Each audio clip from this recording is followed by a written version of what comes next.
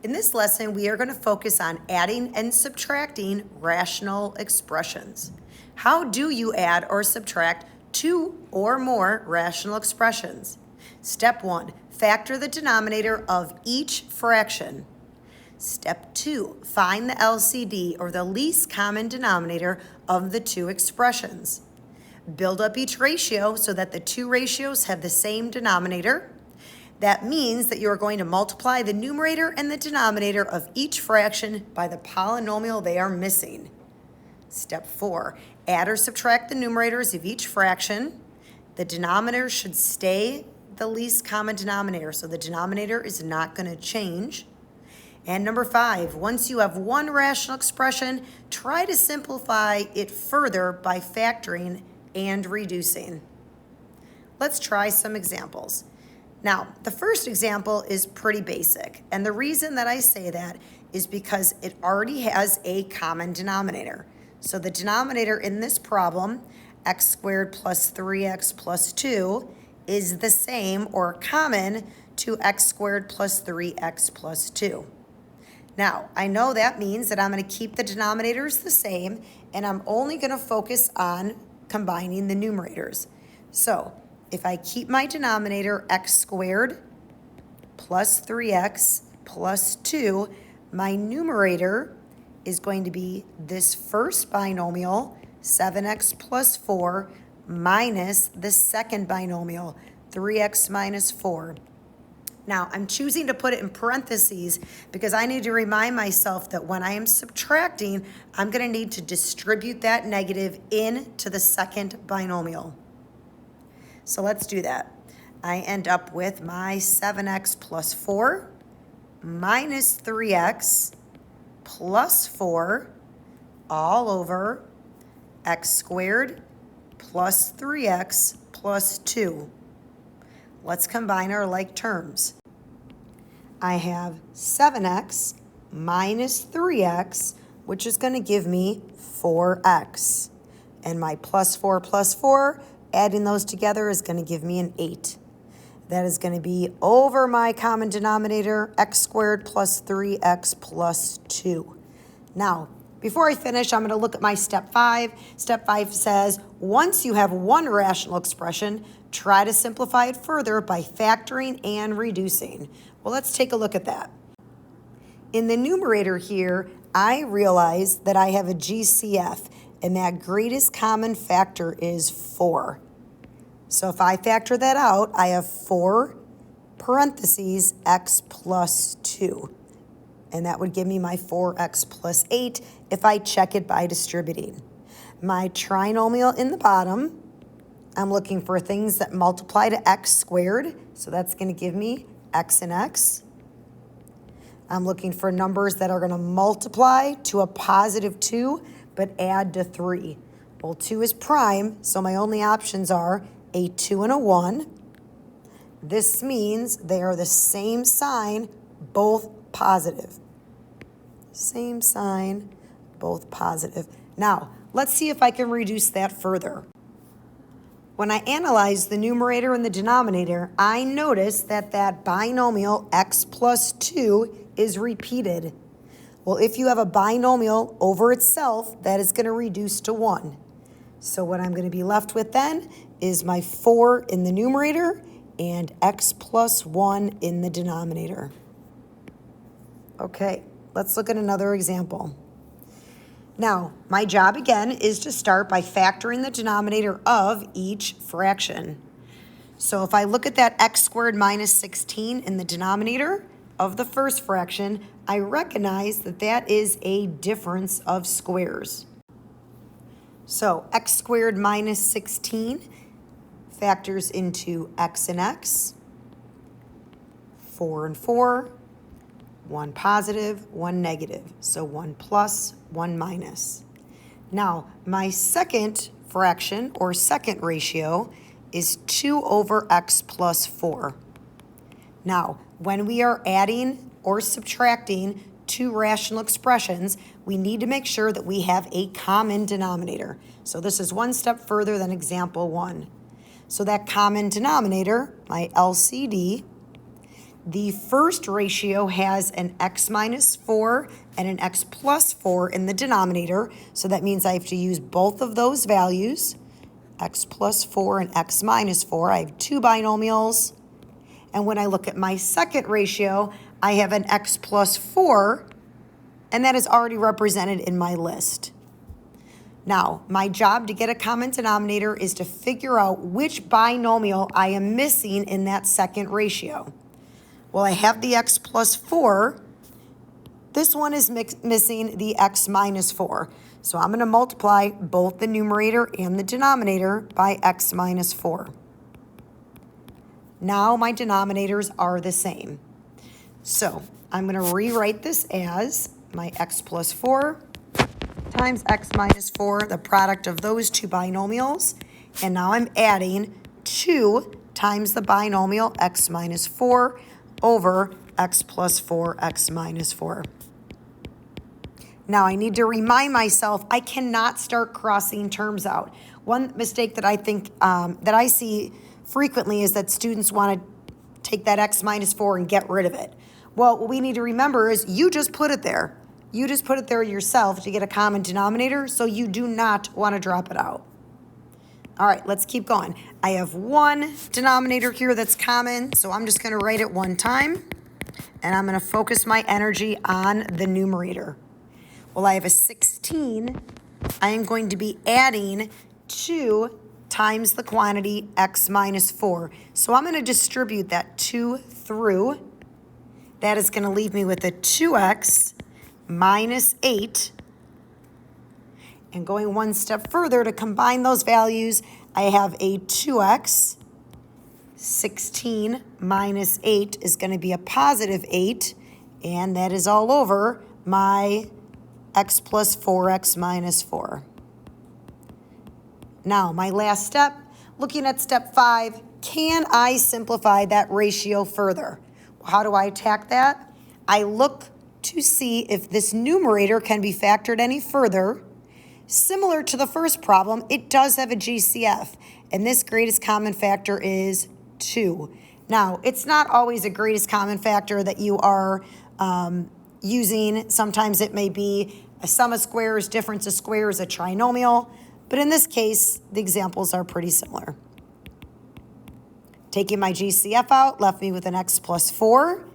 Denominator is still x plus 4 and x minus 4. And check that out. I have a common binomial. So that x plus 4 is going to go. And I am now left with the ratio 2 over x minus 4. Ta-da! Let's look at a third example. Now, as you're noticing these, the problems are just going to get a little bit more complicated in terms of the factoring. The denominator for the first fraction has a GCF. The GCF is 6. If I take a 6 out of the first term, I'm left with an x. If I take it out of the second term, that's going to leave me with a 3. Now, as I work through this problem, I need to keep in mind that I am looking for a denominator that's common. So this second fraction may have either a 6 or the binomial x minus 3 in it. So that would be outstanding because it would be a common term right off the bat. Well, I'm knowing that this has a GCF of 2, so that's going to leave me with 2x squared minus 7x plus 3. Okay, that can factor a little bit further. I have a 2x and an x. I'm looking at my factors of 3. Well, the only options for 3 is 1 and 3. I know that the product of the two numbers has to be positive, which means they have to be the same. The larger is minus. They have to end up giving me a negative 7. All right. I'm going to make this a negative 3 and a negative 1. Checking that gives me a negative 1x and a negative 6x. Again, that sum is going to be a negative 7. Now, before I said the larger needs to be negative, again, in this case, I apologize. They both have to be a negative because in order to get this positive, they do have to be the same sign. Negative times a negative is going to give me my positive. Well, I've got that 7x, which is what I was looking for. So in my denominator up here now, I am going to write that factored form. And I am thrilled that they have a common term. Each one of these binomials has an x minus 3.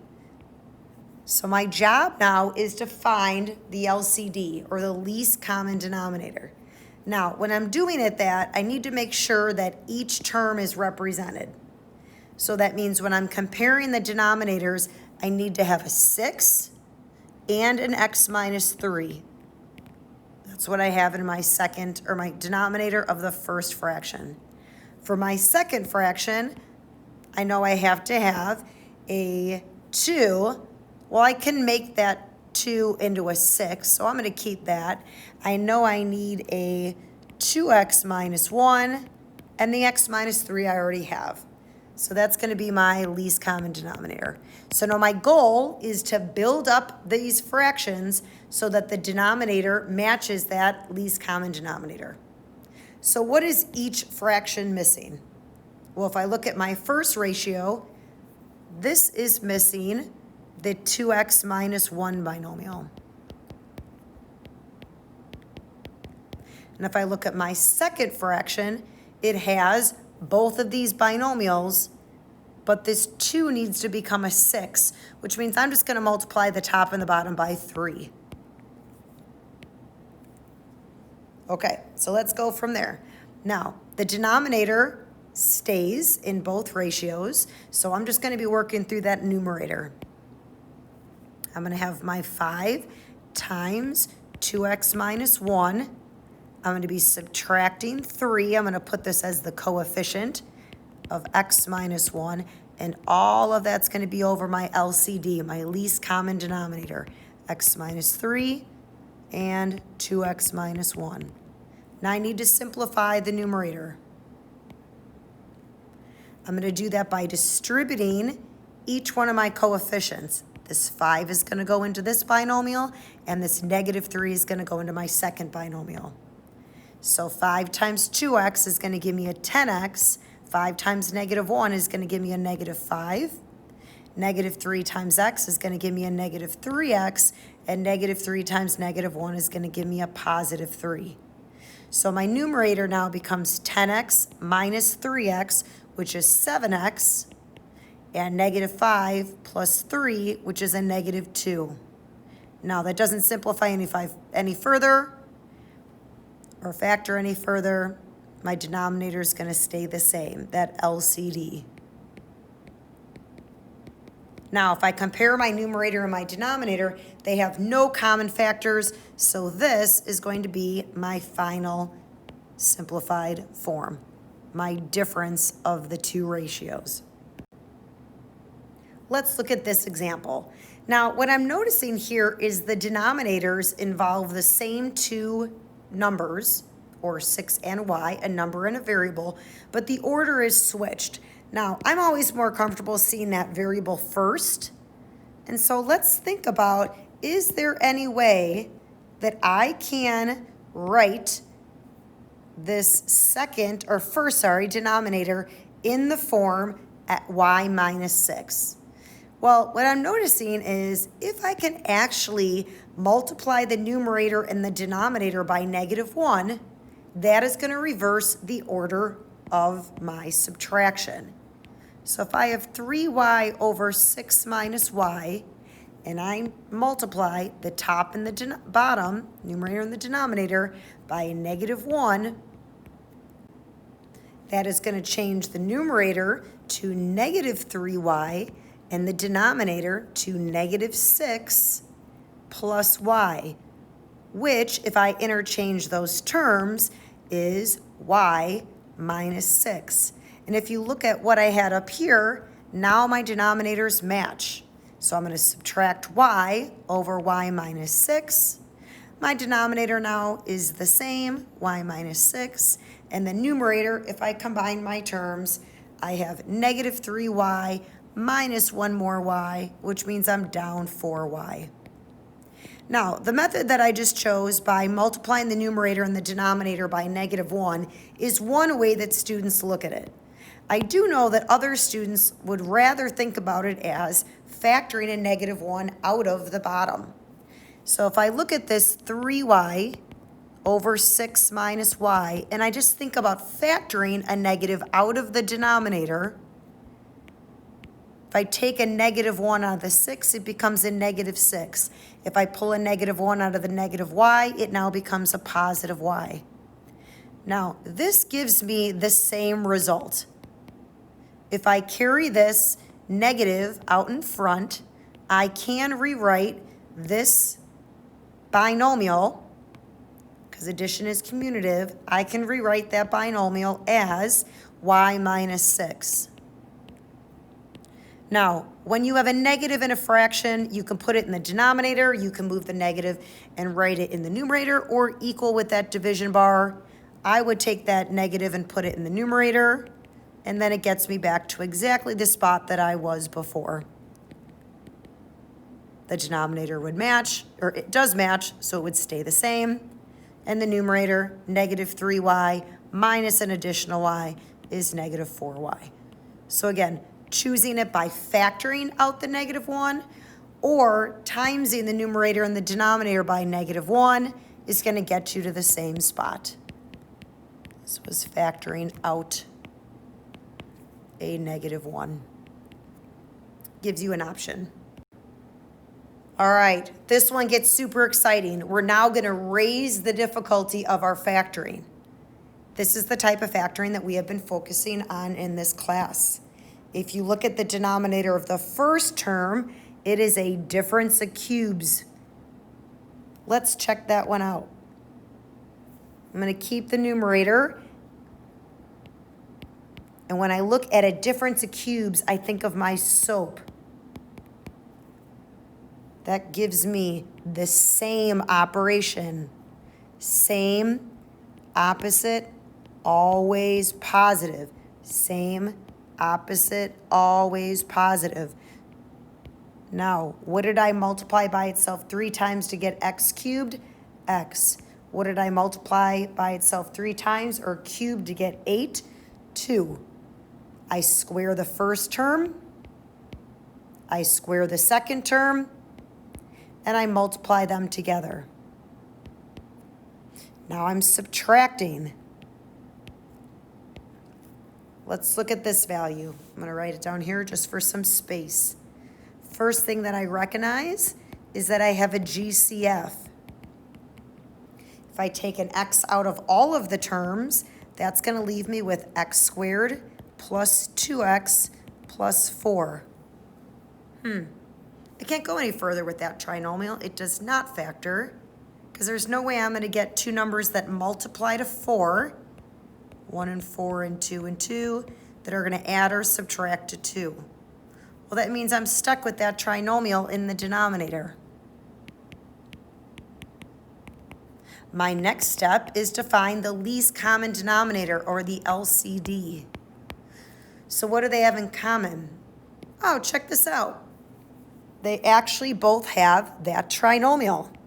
So that's kind of neat. I was concerned that it didn't factor. Now I'm not concerned anymore. So I know that trinomial is going to be part of my LCD. I also see an x, and I see an x minus 2. So in order to get a common denominator, each fraction is going to have all 3 of these values. So what are they missing? Well, if you look at the first term, this one is missing the x. Now it has all 3. If you look at the second term, or second ratio, this guy's missing that x minus 2. Each fraction now has the common denominator. Let's write this as one ratio. X minus 2, and x squared plus 2x plus 4 is that common denominator. The numerator is 7x from my first term minus my second numerator, 5 times the binomial x minus 2. Let's simplify that numerator. I'm going to take that negative 5 and I'm going to distribute it through. That gives me a negative 5x plus 10. Simplifying that one step further, that gives me 2x plus 10. Now, when we're left with our simplified ratio, we always want to make sure that our final ratio or final fraction is factored as far as it can be and reduced as much as it can be as well.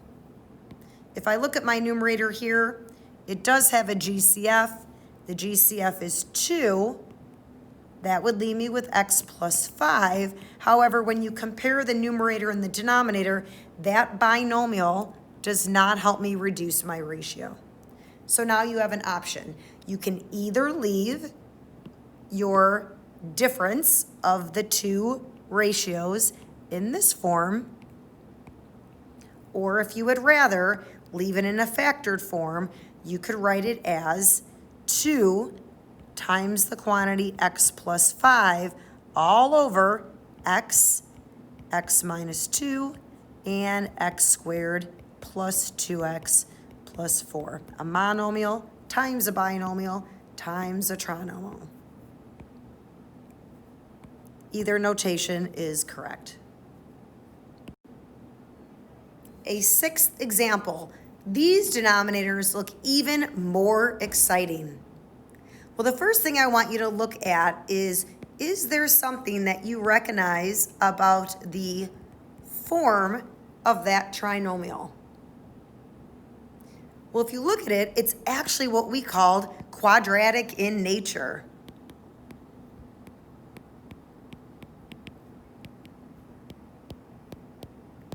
And the way we approached these earlier in the semester was using what's called U substitution.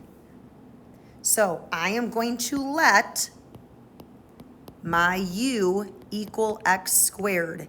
If I square the left and square the right, that means that x squared is going to be, U squared is going to be x to the 4th. And I'm going to make that substitution to help me factor. So that's going to make this x to the 4th minus 25, x squared plus 144, u squared minus 25u plus 144. Now again, the whole concept behind u substitution is just to make a trinomial look a little bit cleaner so that it's a little bit easier to factor. At this point, you may not need to use u substitution, but for those of you who still enjoy it, it's a great process. All right, I'm looking for numbers that have the same operation and they are both minus or both subtraction. I'm looking for numbers that multiply to 144, but they are going to add to 25. Well, after some thought, I realized that this is actually going to be 16 and 9. 16 times 9 does give me 144, and if I add it, it does give me 25. Now that I've used that u sub to help me factor, I'm going to go back and make my substitutions. So the u, again, represented my x squared. This u was x squared as well. Now, if you continue to analyze that expression, I'm noticing that these are each a difference of squares. So this x squared minus 16, I can keep factoring into x plus 4x minus 4. This x squared minus 9 is x plus 3x minus 3. Quite an interesting problem. All of these terms I'm going to write underneath my first ratio. So that 2x is going to stay. That was the numerator. And all four binomials are going to be in the denominator. X plus 4, x minus 4, x plus 3, and x minus 3. Now these ratios are supposed to be added. Let's consider the denominator of the second fraction. Well, here, this x squared minus 9 is a difference of squares as well. And this is going to factor to x plus 3 and x minus 3. Let's write that in our ratio down here.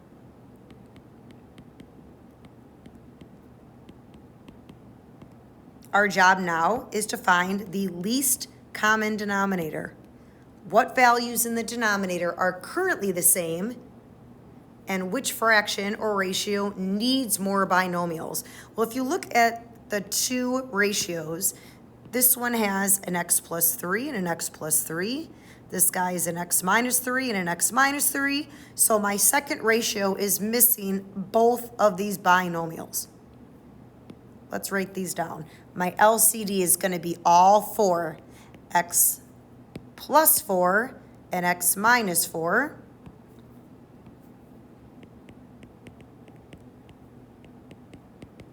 X plus 3 and x minus 3 in no particular order. So my second ratio here is missing two binomials.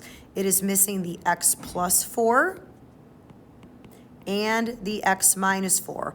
And whatever you multiply the numerator by, you need to also multiply the denominator by, because that really means that you're multiplying the ratio by 1. Well, I have my denominator that is common. I am not going to multiply it out. I'm totally fine with it being left in factored form. So x plus 4, x minus 4, x plus 3, and x minus 3. And now my job is to clean up the numerator.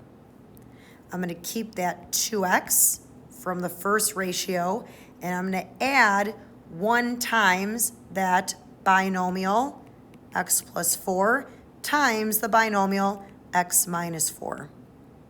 Well, I know I'm done adding my fractions when I have a polynomial in the top, but this addition is actually combining two different terms. This 2x and the value that I'm going to get here when I FOIL those two binomials. So let's do that. I'm going to keep my 2x. I am going to add x squared minus 4x plus 4x minus 16. And adding my like terms there, this is awesome. These go away. I'm left with x squared plus 2x minus 16. Now, looking at this step, this isn't going to factor. My options are 1 and 16, 2 and 8, and 4 and 4. There's no way I can get a 2, which is what I'm looking for here. So to finish off my ratio, in the denominator is going to be those 4 binomials, x plus 4, x minus 4, x plus 3, x minus 3. Go use substitution, always stepping it up a notch.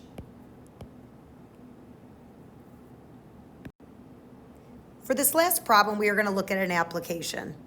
Find the perimeter of a rectangle where the length is 4 divided by 3 times the binomial x plus 1, and the width is 5 divided by 2 times the binomial x minus 3. We're just going to set this up. I think you should be getting comfortable with your adding, so let's just go through the process here. I am told that the length is 4 over 3 x plus 1, and the width is 5 over 2 times x minus 3. Now, when you're focusing on perimeter, that means that you're adding the lengths of all of these sides. Well, hopefully you remember that opposite sides are congruent in a rectangle, which means my widths are going to match and my lengths are going to match as well. So I have 2 of each of these terms. Now, if you want to write them separately, you can. If you want to write them together, you can, but I'm going to have 2 of my lengths. And I'm going to add that to 2 of my widths.